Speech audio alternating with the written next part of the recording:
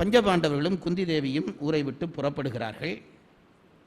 பக்கத்திலே ஒரு ஊர், ஏகசக்கர ஊர் என்று அந்த ஊருக்கு பெயர். அந்த ஊருக்கு போகிறார்கள். அது பிராமணர்கள் வாழ்கிற ஊர், பெரும்பாலும் பிராமணர்கள் வாழ்கிற ஊர். அந்த ஊருக்குள்ளே போய் சேர்ந்தார்கள். போய் சேர்ந்தால் அங்கே ஒரு பிராமண குடும்பம். வியாசர் தான் அதையும் சொல்லி அனுப்புகிறார், நீங்கள் கொஞ்ச காலம் போய் அங்கே மறைந்திருங்கள். ஒரு பிராமண குடும்பம், ஒரு நடுத்தர பிராமணர் குடும்பம். கணவன் மனைவி, அவர்களுக்கு 2 பிள்ளைகள், ஒரு ஆண் பிள்ளை ஒரு பெண் பிள்ளை. இந்த குடும்பத்திலே போய் அடைக்கலம் கேட்டால் குந்தி தேவி, நாங்கள் 5 பிள்ளைகள் எனக்கு இருக்கிறார்கள், நாங்கள் இந்த ஊருக்கு புதிதாக வந்திருக்கிறோம், எங்களுக்கு இருப்பதற்கு நீங்கள் இடம் தர வேண்டும் என்று கேட்டால், நான் நேற்றே சொன்னேன் அல்லவா, பழைய மரபு, அறிந்து வந்தவர்களுக்கும் அறியாது வந்தவர்களுக்கும் விருந்தினர்களுக்கு இடம் கொடுக்க வேண்டும் என்பது நம்முடைய தமிழ் சட்டம். ஆகவே குந்தி தேவியையும் அவனுடைய தோற்றத்தையும் பார்த்து அவர்களில் இருந்த கண்ணியத்தன்மையை விளங்கி கொண்டு தாராளமாக நீங்கள் எங்களோடு இருங்கள் என்று அந்த குடும்பம் அனுமதி கொடுத்தது. அந்த வீட்டிலே இருந்து கொண்டும் 5 பிள்ளைகளும் போய் ஊரிலே பிச்சை ஏற்று வந்தார்கள். வாழ்க்கை இனிமையாக போகிறது, ஒரு பிரச்சனையும் இல்லாமல் வாழ்க்கை போய்கொண்டிருக்கிறது. அப்படி போய்கொண்டிருக்கிற பொழுது ஒரு நாள் இந்த பிள்ளைகள் எல்லாம் 5 பிள்ளைகளும் பிச்சை ஏற்க போய்விட்டார்கள். குந்தி தேவி தாயாரை அழைத்து போவதில்லை, தாய் வீட்டிலே இருக்கிறாள். அன்றைக்கென்று அந்த வீட்டிலே ஒரு படபடப்பு, ஒரு பதட்டம். என்ன பதட்டம் என்று குந்தி தேவிக்கு தெரியவில்லை. இன்னொரு வீட்டில் விருந்தினர்களாக நாங்கள் தங்கினால் அந்த வீட்டு விடயங்களிலே தலையிடக்கூடாது, அது நாகரிகம். நமக்கு ஒரு ரூம் தந்து அங்கே உட்கார வச்சா நாம் அவங்க பெட்டி சாவியை எந்த பக்கத்தில் இருக்குன்ட்டு நாம் சொல்லப்படாது. சில பேர் அதுவும் சொல்லுவான். அந்த வீட்டுக்கு நாம் பாரம் இல்லாமல் இருந்து கொள்ள வேண்டும், அதுதான் விருந்தினர்களுக்குரிய மரபு. விருந்தினர்கள் அந்த மரபு பேண வேண்டும். இப்போ அந்த பக்கத்திலே ஒரே அழுகை சத்தமாக கேட்கிறது. குந்தி தேவிக்கோ என்ன செய்வதென்று தெரியவில்லை. அவர்கள் பேசுகிற சத்தம் குந்தியினுடைய காதிலே வந்து விழுகிறது. அவள் ஒன்றும் ஒட்டு கேட்கவில்லை, கேட்கிற சந்ததியில் வந்தவள் இல்லை அவள். அந்த பிராமணர் அழுகிறார், பிராமணனுடைய மனைவி அழுகிறாள், பிள்ளைகள் 2 பேரும் அழுகிறார்கள். ஏதோ துன்பம் நிகழ்ந்து விட்டது என்பது மட்டும் குந்திக்கு தெரிந்தது. அந்த பிராமணன் அழுது பேசுகிற சத்தம் காதிலே விழுந்தது. சொன்னான் அவன், பெண்ணே, மனைவியை பார்த்து சொல்கிறான், பெண்ணே, நீ என்னை நம்பி வந்தவள். திருமணம் செய்கிற காலத்திலே உன் தந்தை எனக்கு நீர் வார்த்து தருகிற பொழுது இவளை கடைசி வரை கண்கலங்காமல் வைத்து பார்ப்பேன் என்று சொல்லித்தான் உன்னை நான் கன்னியாதானம் பண்ணி ஏற்றுக்கொண்டேன். உன் தந்தை கன்னியாதானம் பண்ணித்தர நான் ஏற்றுக்கொண்டேன். ஆகவே உன்னை கடைசி வரை காப்பது என் கடமை. இதோ இந்த பிள்ளைகள் 2 பேரும் இருக்கிறார்களே, என் வம்ச விருட்சங்கள். இவர்கள் வாழ்ந்தால்தான் என் வம்சம் வளரும். ஆகவே இவர்களுக்கும் ஒரு தீமும் நான் விட மாட்டேன். நீ கவலைப்படாதே, நான் நல்லபடி வாழ்ந்து விட்டேன். நீ எனக்கு நல்ல மனைவியாக இருந்திருக்கிறாய், நான் நல்லபடி வாழ்ந்து விட்டேன், நல்ல பிள்ளைகளை பெற்றிருக்கிறேன். எங்கள் வம்சம் விருட்சியாகும். ஒரு ஆண் பிள்ளை இருக்கிறான், பெண் பிள்ளை இருக்கிறார், இவர்கள் உன்னை பார்த்துக் கொள்வார். நீ கவலைப்படாதே, நான் இன்றைக்கு போய் வருகிறேன் என்று இவன் சொல்லுகிறான். இது காதிலே வந்து விழுகிறது குந்தி தேவிக்கு. இதை கேட்டதுமே அந்த 2 பிள்ளைகளும் மனைவியும் சத்தமிட்டு அழுகிறார்கள். சுவாமி, இந்த வார்த்தையை மட்டும் சொல்லாதீர்கள். அந்த பிராமண பெண் கணவனுக்கு சொல்லுகிறாள், சுவாமி, இந்த வார்த்தையை மட்டும் சொல்லாதீர்கள். நீங்கள் இல்லை என்றால் இந்த உலகத்திலே எங்களுக்கு என்ன வேலை? ஒரு மரத்தினுடைய வேர்தானே மரத்தை நிற்க வைக்கிறது. அது கிளை பரவி இருக்கிறது, அதிலே காய்கள் இருக்கிறது, கனி இருக்கிறது என்பது வேரை வெட்டி விட்டால் அந்த மரம் நிற்குமா? அதுபோலத்தான் எங்களுக்கு நீங்களும். நாங்கள் எவ்வளவுதான் செழித்து இருந்தாலும் நீங்கள் தான் எங்களுடைய வேர். உங்களுக்கு ஒரு அழிவு வந்தால் நாங்கள் முழுவதும் அழிந்து போவோம். ஆகவே உங்களுக்கு தீமை வர நான் ஒரு நாளும் விடமாட்டேன். என் தந்தை உங்களுக்கு என்னை கன்னியாதானம் பண்ணி தருகிற காலத்திலே நான் மனதுக்குள்ளே இவரை நல்லபடி பார்ப்பது என் கடமை என்று நினைத்துத்தானே ஏற்றுக்கொண்டேன். வேத மந்திரங்கள் அதைத்தானே சொல்கிறது. ஒரு மனைவி தன் கடமையை இல்லறத்திலே சரியாக செய்ய வேண்டும் என்று தானே வேத மந்திரங்கள் சொல்கின்றன. ஆகவே நான் உங்களை அழிய விட மாட்டேன் சுவாமி. நீங்கள் இருந்தால் என் பிள்ளைகளை பார்த்துக் கொள்வீர்கள். நான் ஒரு பெண் என்ன செய்வேன்? அதுக்கும் கணவன் இல்லாத பெண் ஒரு சமுதாயத்திலே வாழ முடியுமா? உலகம் அவளை எவ்வளவு தீங்கு செய்யும் தெரியுமா? ஆகவே நான் உயிரோடு இருந்து நீங்கள் உயிரிழந்து நான் உயிரோடு இருப்பதிலே ஒரு அர்த்தமும் இல்லை. இந்த பிள்ளைகளுக்கு பாதுகாப்பும் இல்லை. நீங்கள் இருந்தால் இந்த பிள்ளைகளுக்கு பாதுகாப்பு. ஆகவே நான் உயிரை விடுவேனே தவிர உங்களை உயிரை விட மாட்டேன் என்றது அந்த பிள்ளை, அந்த மனைவி. இது சொல்லி முடிந்தவுடனே அந்த பையன் அழுகிறான், மூத்த பிள்ளை. அப்பா, எங்களுக்கு இதுவரை எந்த குறையும் நீங்கள் வைக்கவில்லை. எங்களை பெற்றெடுத்து அழகாக வளர்த்து கல்வி தந்து வளர்த்தீர்கள், எங்களுக்கு எந்த குறையும் இல்லை. ஒன்றை புரிந்து கொள்ளுங்கள், தாயும் தந்தையுமாகிய நீங்கள் 2 பேரும் இருந்தால், தாயும் தந்தையுமாகிய நீங்கள் 2 பேரும் இருந்தால் இன்னும் 2 பிள்ளைகளை நீங்கள் பெற்றுக்கொள்ளலாம். ஆனால் நாங்கள் இருந்து இந்த வம்சத்தை விருத்தி செய்வோம் என்று நினைப்பது நடக்காமல் விடும். ஆகவே ஒரு பிள்ளைக்கு கடமை தந்தையை காப்பாற்றுவது, தந்தைக்கான கடமைகளை செய்வதுதான் பிள்ளைக்கு கடமை. ஆகவே இப்பொழுது எனக்கு முதல் கடமை உங்களை காப்பாற்றுவது. நீங்களோ அம்மாவோ இறக்கக்கூடாது, நான் போய் இறப்பேன் என்கிறான் இவன். இவன் அழுது முடிந்தவுடனே அந்த பெண் பிள்ளை அழுகிறது. அது சொல்லுகிறது, அப்பா 1000 தான் இருந்தாலும் நான் இந்த வம்சத்துக்கு உரியவள் இல்லை, கல்யாணம் செய்து போனால் இன்னொரு வம்சத்துக்கு உரியவள். இப்போது உங்கள் பிள்ளை, எனக்கு அந்த ஒரு பெருமையே போதும். அண்ணன் போய் இறந்து போனால் நாளைக்கு வம்சத்துக்கு வழி இல்லாமல் போய்விடும். நான் போனால் அப்படி இல்லை, ஆகவே என்னை அனுப்புங்கள், நான் போகிறேன் என்று இந்த பெண் பிள்ளை அழுகிறது. இப்படியே மாறி மாறி 4 பேரும் அழுகிறார்கள். உள்ளே இருந்த குந்திக்கு காதிலே கேட்டது பொறுக்கவில்லை. புறப்பட்டு வெளியிலே வந்தாள். அந்த பிராமணரையும் மனைவியையும் பார்த்தாள். ஏன் இப்படி எல்லாரும் கலங்குகிறீர்கள்? ஏன் இப்படி எல்லாரும் அழுகிறீர்கள்? என்ன துன்பம் உங்களுக்கு ஏற்பட்டது? என்னிடம் சொல்லக்கூடாதா? விருந்தினனாகிய நான் உங்களுடைய தனிப்பட்ட துன்பத்தை கேட்பது நாகரிகம் இல்லை என்று தெரிந்தும் உங்கள் துன்பத்தை சகிக்க முடியாமல் வந்து கேட்கிறேன். உங்களுக்கு என்னால் ஏதாவது உதவி செய்ய முடியுமாயிருந்தால் கட்டாயம் செய்கிறேன், சொல்லுங்கள் என்று இந்த குந்தி தேவி கேட்டாள். அந்த சோகத்திலே இருந்தவர்கள் இந்த அம்மையாருடைய இனிய வார்த்தையை கேட்டதும் எல்லாரும் அழுதார்கள். அம்மா, விருந்தினர்களாக வந்த உங்களை நாங்கள் எங்கள் துன்பத்தை சொல்லி வருத்தக்கூடாது, அது நாகரிகம். அதனால்தான் உங்களுக்கு என்ன நடக்கிறது என்று ஒன்றுமே நாங்கள் சொல்லாமல் மறைத்தோம். ஆனாலும் நீங்களாக வந்து கேட்கிற பொழுது அதை சொல்லாமல் விட முடியவில்லை. எங்களுடைய துன்பத்தை உங்களோடு பகிர்ந்து கொள்ள வேண்டும் என்று மனம் துடிக்கிறது. உங்களை பார்த்தால் ஒரு பெற்ற தாய் போல இருந்து என்னை கேட்கிறீர்கள். சொல்கிறேனம்மா என்று அவன் நடந்ததை சொன்னான். இந்த ஊரிலே பிராமணர்களாகிய பல பேர் நாங்கள் ஒன்றாக கூடி வாழ்ந்தோம், எங்களுக்கு எந்த குறையும் இல்லை, நிம்மதியாக வாழ்ந்து கொண்டிருந்தோம். அந்த காலத்திலே வாழ்ந்து கொண்டிருக்கிற பொழுது பக்கத்திலே இருந்த மலையிலே ஒரு அசுரன் வந்து சேர்ந்தான். பகன் என்று அவனுக்கு பெயர். அந்த அசுரன் வந்து சேர்ந்த உடனே, ஒரு அரக்கன் வந்து சேர்ந்த உடனே, எங்கிருந்து வந்தானோ தெரியவில்லை, வந்து சேர்ந்தான். வந்த உடனே அவன் என்ன செய்தான்? அந்த மலையிலே இருப்பான், திடீரென்று ஊருக்குள்ளே பூருவான். ஊருக்குள்ளே புகுந்து ஆடு மாடு என்பவற்றை பிடித்து தின்பான். கையிலே அகப்படுகிற குழந்தைகள், பிள்ளைகள், மனைவி, தாய் என்று எவர் வித்தியாசம் இல்லாமல் எல்லாரையும் பிடித்து தின்று விட்டு போய்விடுவான். அவன் ஊருக்குள் புகுந்தாலே அன்றைக்கு ஒரு பெரிய கலவரம் தான், பேரழிவு நிகழும். இப்படியே ஊருக்குள்ளே அவன் ஒவ்வொரு தரம் வருகிற பொழுதும் பேரழிவு நிகழ்ந்து கொண்டிருப்பதை நம்முடைய ஊர் பெரியவர்கள் எல்லாம் பார்த்தார்கள். அவர்களுக்கு தாங்கவில்லை. ஒரு நியதி இல்லாமல் இந்த அழிவு நிகழ்வதை தடுக்க வேண்டும் என்று நினைத்தார்கள். ஆகவே எல்லாரும் ஒன்று கூடி ஒரு நாள் அந்த அசுரன் இருக்கிற இடத்துக்கு போனார்கள், அரக்கன் இருக்கிற இடத்துக்கு போனார்கள். இவர்களை கண்டதும் அவன் ஆர்ப்பரித்து எழுந்தான். இந்த பெரியவர்கள் அவனை பொறுமைப்படுத்தினார்கள். கொஞ்சம் பொறு, எப்பொழுதும் நீ ஊருக்குள்ளே வந்து எங்களை அழிப்பதும் அதனாலே நாங்கள் கவிழ்வதும் இனிமேல் நடக்க வேண்டாம். அவன் கேட்டான், உங்களை அழிக்காமல் எனக்கு என்ன வாழ்க்கை? எனக்கு உணவே நீங்கள் தானே, உங்களை அழிக்காமல் நான் எப்படி இருப்பேன்? அதற்காகத்தான் ஒரு ஒப்பந்தம் செய்ய வந்திருக்கிறோம். என்ன ஒப்பந்தம் என்று அவன் கேட்டான். மாதத்திலே ஒரு முறை நாங்கள் எங்கள் ஊரிலே இருக்கிற ஒரு வீட்டிலே யாராவது ஒரு வீட்டுக்காரர் வண்டில் கணக்கிலே உணவுகளை சமைப்போம், நிறைய பதார்த்தங்களை எல்லாம் செய்வோம். வண்டிலுக்கு 2 நல்ல காளை மாடுகளை பூட்டி உணவுகளை எல்லாம் அதிலே அடுக்கி எங்கள் வீட்டு பிள்ளையிலே யாராவது ஒருத்தர், அது கணவனோ மனைவியோ பிள்ளையோ யாராவது ஒருத்தர் அதில் ஏற்றி அனுப்புவோம். நீ அந்த உணவுகளை எல்லாம் தின். அதற்கு பிறகு அந்த வண்டிலே கட்டி வைத்த மாடுகளையும் பிடித்து உண்.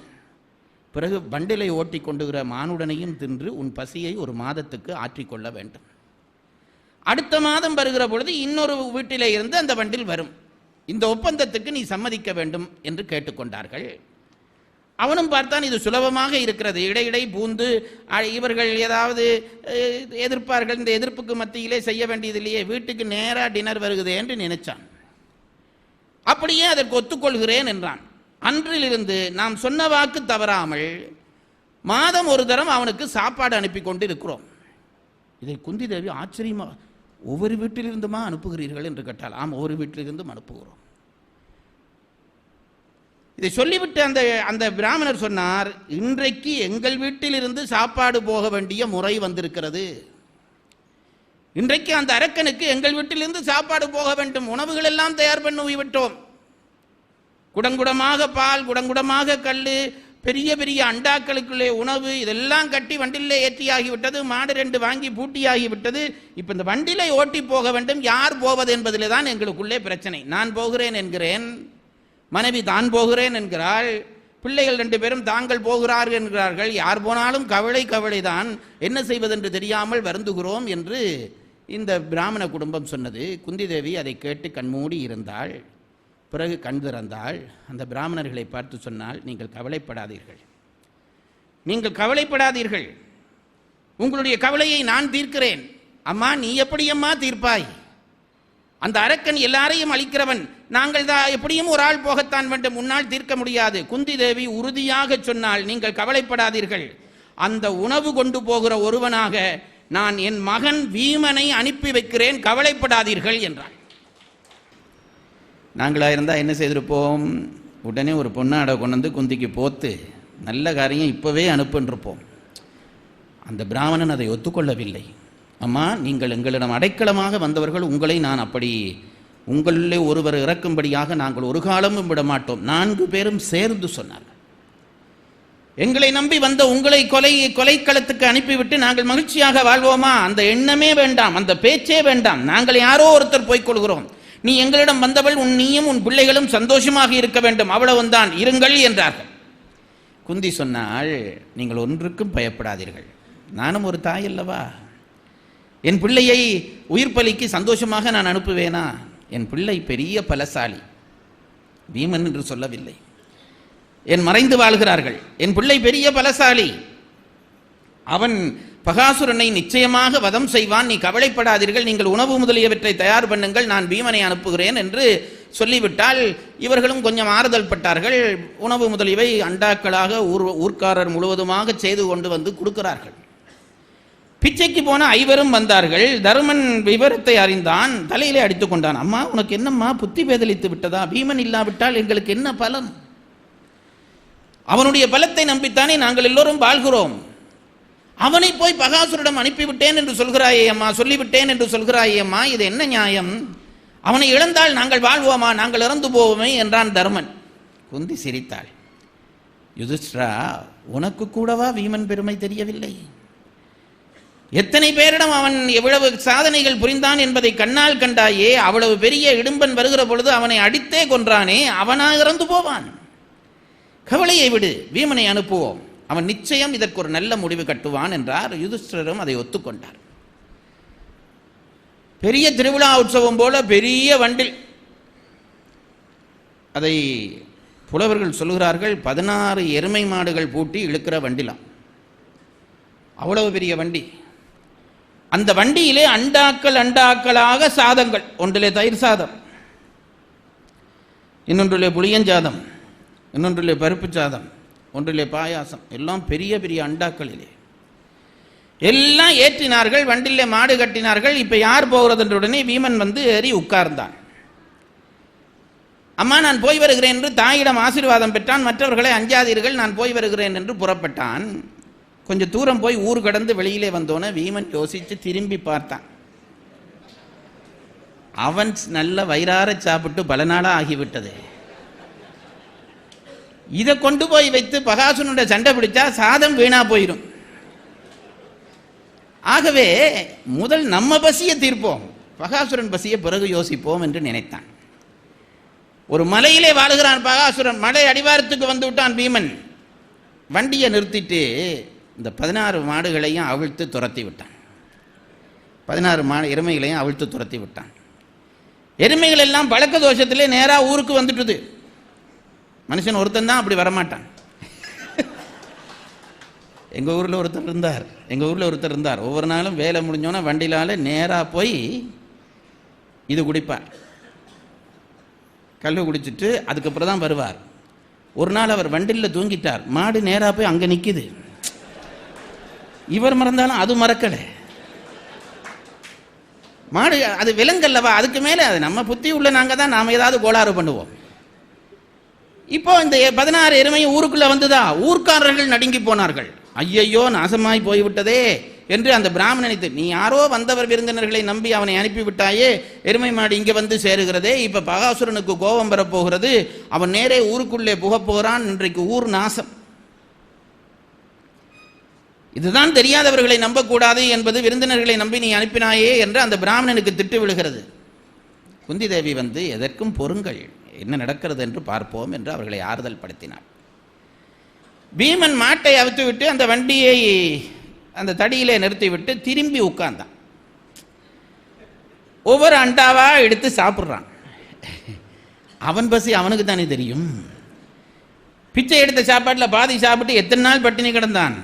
அவன் நல்ல தயிர் சாதம் சாப்பிடுகிறான், பருப்பு சாதம் சாப்பிடுகிறான். இதை மேலே இருந்து பகாசுரன் எங்கே இன்றைக்கு டைமுக்கு அனுப்பி வச்சிருவார்களே இந்த ஊர்க்காரர்கள், இன்றைக்கு வரவில்லையே என்று பார்த்தான். குகைக்கு வெளியிலே வந்து எட்டி பார்த்தான். தூரத்திலே வண்டி தெரிகிறது, மாடு இல்லை. யாரோ ஒரு பயல் உட்கார்ந்து தனக்கு வந்த சாதத்தை எல்லாம் உருட்டி உருட்டி தின்பதை பார்த்த உடனே பகாசுரனுக்கு கடும் கோபம் வந்தது. ஆகா, ஒரு மானுட பூச்சி எனக்கு வந்த உணவுகளை உண்கிறானே, சொன்னபடி செய்யவில்லை என்று கடும் கோபம் கொண்டான். கோபத்தோடு பாய்ந்து இறங்கி வந்தான் மலையிலே. அவன் இறங்கி வருகிற பொழுதே நிலம் அதிர்கிறது. வீமன் இதை பற்றியும் கவலை இல்லை. அப்பதான் அவன் தயிர் சாதம் உருட்டி உள்ளுக்கு போடுறான். அதை விட ஒரு அண்டாவில் வடையும் பாயாசமும் இருக்கிறது. வந்தவன், டேய் மானுட பூச்சியே, எனக்கு கொண்டு வந்த உணவை எனக்கு முன்னாலேயே நீ உண்கிறாயா, நான் உன்னை என்ன செய்கிறேன் பார் என்றான். வீமனுக்கு அது காதில் விழுந்ததாகவே இல்லை. அவன் வழக்கமாக சாப்பிட்ற மாதிரி ருசியாக சப்பானி கட்டி உட்கார்ந்து சாப்பிட்றான். பகாசுரனுடைய கோபம் அதிகரித்தது. இறங்கி ஓடி வந்து வீமனுடைய முதுகிலே ஒரு குத்து விட்டான். ஓங்கி ஒரு குத்து விட்டான். இவன் பிளந்தான் ரெண்டாக என்னும்படியாக ஒரு குத்து விட்டான். இந்த குத்து விழுந்தோடனே வீமன் ஒரு தரம் முதுக நிலைச்சு என்று ஒரு ஏவரை விட்டான். அது வரைக்கும் அது உள்ளுக்கு அடைஞ்சு நின்றது. இவன் குத்தின குத்துல உள்ளுக்கு இறங்கி காற்று வெளியில் வந்துட்டுது. அடுத்த அண்டாவை எடுத்து சாப்பிட ஆரம்பித்தான். பகாசுரனுக்கு கோபம் வந்தது. எல்லாம் சாப்பிட்டு முடிச்சுட்டான். வீமன் கையை துடைச்சு அப்போதான் இவனை புதுசாக பார்க்குறவன் மாதிரி திரும்பி பார்த்தான். என்னடா பகாசுரனே என்றான். இந்த ஊர் மக்களை வருத்துகிறாயா, உன்னை என்ன செய்கிறேன் பார் என்றான். யுத்தம் தொடங்கியது. மானுடன் தானே என்று பகாசுரன் யுத்தம் தொடங்கினான். வீமனலே குத்து குத்து விழுகிறது. விழுந்து விழுந்து விழுந்து இறுதியிலே ஒரே குத்திலே நிலத்திலே சாழ்த்து அவனை ஒரு குத்திலே அவனுடைய உயிரை பறித்தான் வீமன். அவனோடு கூட இருந்த சின்ன சின்ன அரக்கர்கள் எல்லாம் பறந்தோடி விட்டார்கள். இப்போ அந்த வண்டியிலே இவனுடைய உடம்பை வைத்து இழுத்து கொண்டு வருகிறான் வீமன். ஊர்க்காரர்கள் நடுங்கிக் கொண்டிருக்கிறார்கள். வண்டி சத்தம் கேட்ட உடனே எல்லாரும் போய் பார்த்தால் பெரிய சடலமாக பகாசுரன் விழுந்து கிடக்கிறான். அவன் உடம்பை கண்ட உடனே எல்லாருக்கும் எல்லையற்ற மகிழ்ச்சி. இந்த 5 பேரையும் அந்த குந்தியாகிய கிழவியையும் எல்லாரும் போற்றினார்கள். ஊர் மக்கள் அத்தனை பேரும் அவர்களை உபசரித்தார்கள். அந்த ஊரினுடைய கவலை தீர்ந்தது. அந்த வீட்டுக்காரனுக்கு ரொம்ப மகிழ்ச்சி. நம்ம வீட்டிலே விருந்தா இருந்தவர்களை ஊர் வெளித்ததே என்று நினைத்து அவர்கள் மகிழ்ந்தார்கள்.